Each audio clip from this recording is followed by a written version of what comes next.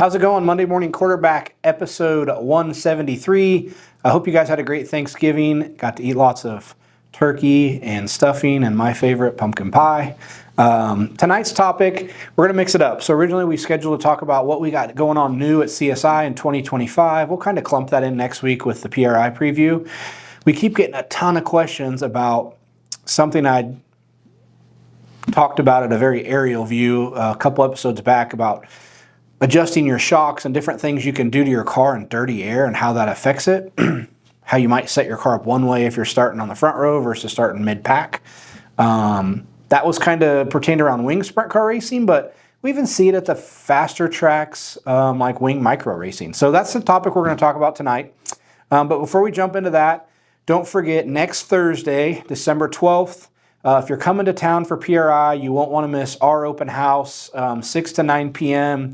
We have a great local barbecue restaurant that caters that for us. We've got great food, drinks, and then several people back here in the business park we're in. A lot of racing businesses back here partake. So Sharp Advantage is going to partake, Composite Specialties, Spike Chassis, and there might be some more that open their doors for you guys to see. So good chance to get a behind-the-scenes look at everything that goes on not only here, but at some of our neighbors because they all do really cool race car stuff.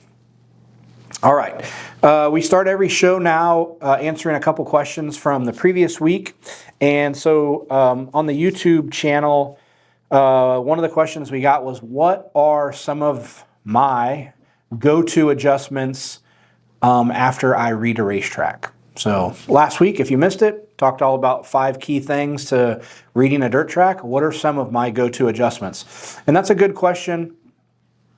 I think it's really important to have a game plan when you leave your shop. And that game plan should be no different than a football coach that knows they're playing a certain team and they've developed an offensive or defensive scheme to best defend or score against that team. You really, as a crew chief, you should leave your shop with a detailed game plan, whether it's in your notebook, pit logic, or just in your head, of saying, okay, this is how we're going from a baseline setup, right?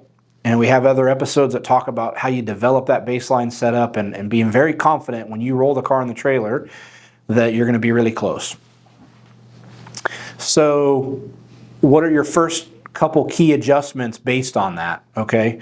And that's a really good question, and what your go-to should be, and I think you need to have those decisions kind of made before you leave. I would imagine, say, most good crew chiefs do. So if you know that your car really likes a crossweight change, that's a powerful change for your car, or man, right rear air pressure is a very sensitive, powerful change. I kind of list in my notes like, all right, here's a couple big adjustments we can make if we need to make a big swing. Here's a couple smaller adjustments if we just need to fine tune a little bit.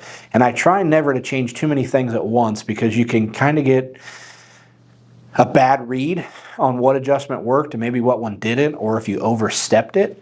And that's why that baseline setup is so crucial. So my personal couple go-tos, changing weight in the car, which also changes ride heights. Oftentimes I'll science that out ahead of time before I leave the shop. If I know I'm leaving and my cross weight's this, or I have this much left rear weight, however you want to look at it, and I think that, man, if it gets slick, I might want to put a softer right rear bar in. I'll do that ahead of time on the scales, know what it does. So if I want to get back to those same weights, I know what turns I have to do. Another thing you could look at is, hey, feature time. If I got to pour a bunch of fuel in this thing, what's it do to my ride heights? What's it do to my scale numbers? And how many turns do I need to do to get it back where it needs to be? If you have the time to do that at the shop, it makes it so much easier because you're not always parked on even ground at the racetrack, and sometimes it's hard to get your measurements. So easy to do that if you're a weekend warrior and you're racing on Fridays and Saturday nights. A little harder to science all that stuff out in a hotel parking lot when you got 3 hours to turn your car to go race again the next night. So some of that work can be done during the off season, but those are a couple things that I like to change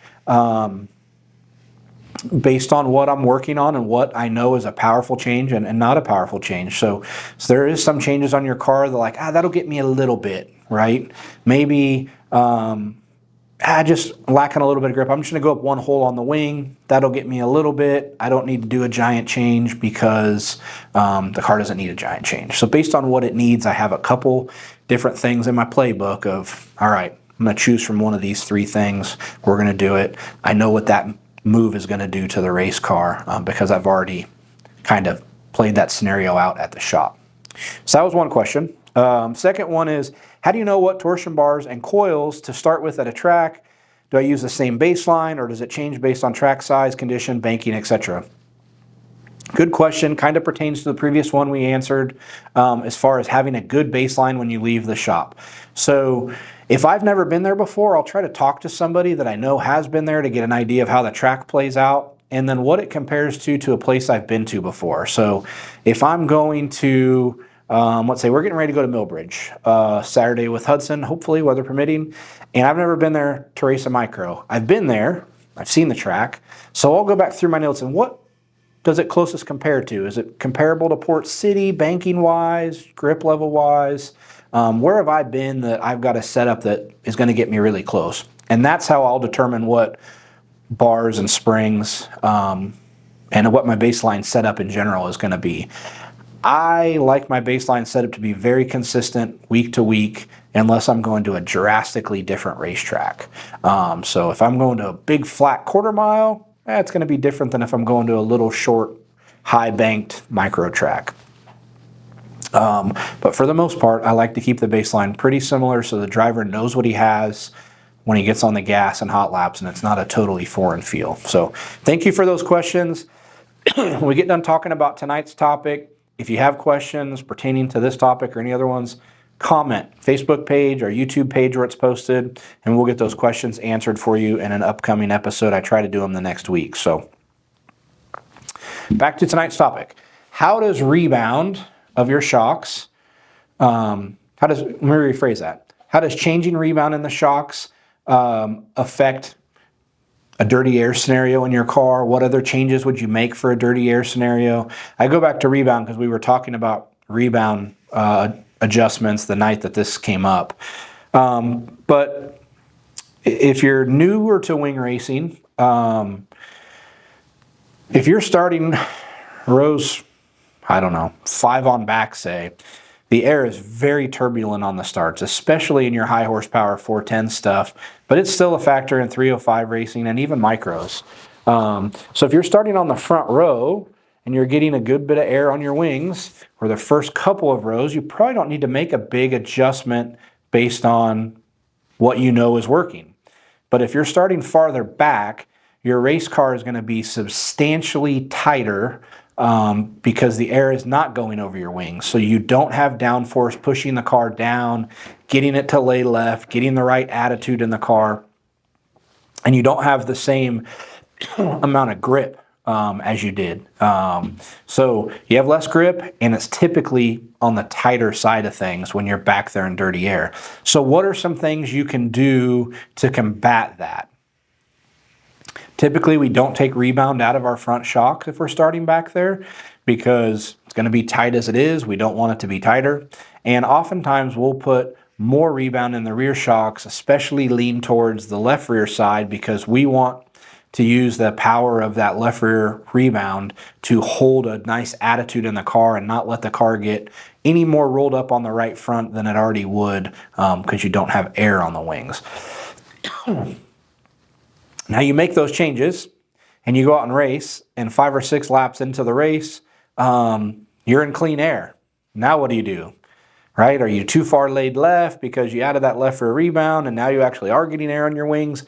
Those are all things that the driver is going to have to face. Certainly with the new changes in the rules and allowing shock adjusters, we might be able to adjust that shock from the cockpit. Previously, we didn't have that. The only adjustment we had was the wing. So you might need to get the wing back forward a little bit. There might be some different things you need to do to keep the car from laying left so hard and being free once you get in clean air. You have a restart and you're still back there. You might need to go back on some of those adjustments because you're going to be in dirty air again for at least a corner, if not a few laps before you get back in clean air. So again, if you have specific real world numbers you're wanting me to give you, shoot me an email or a DM, and I'd be happy to talk through kind of where you're at and what that adjustment might look like for your specific application.